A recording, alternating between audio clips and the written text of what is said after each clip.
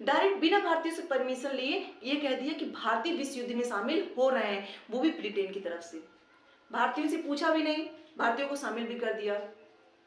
तो भारतीय से नाराज हो गए। इन्होंने कहा आपने ऐसे कैसे, हमसे कम से कम राय सलाह तो लेनी चाहिए थी, हमसे पूछना चाहिए था कि भारतीय वाकई युद्ध में शामिल होना चाहते हैं या नहीं। आपने तो डायरेक्ट ही बता दिया कि भारतीय इस युद्ध में शामिल है। उन्होंने कहा हम इस युद्ध में शामिल नहीं हैं। तो ब्रिटिश सरकार को लगेगा कि भारतीय आखिर ये युद्ध में नहीं शामिल होंगे तो क्या किया जाएगा। ये धीरे धीरे कहीं ना कहीं चल रहा था इन लोग की बात में। किसके बीच में, एक ब्रिटिश सरकार के बीच में, ब्रिटिश सरकार और एक तरफ भारतीय थे। भारतीयों के अपने कुछ मांगे थी, ब्रिटिश सरकार उसको देने के लिए तैयार नहीं थी। भारतीयों ने कहा हमें क्या चाहिए, एक संविधान सभा चाहिए जो हमारे देश के संविधान का निर्माण करेगी, वो भी निर्वाचित होनी चाहिए।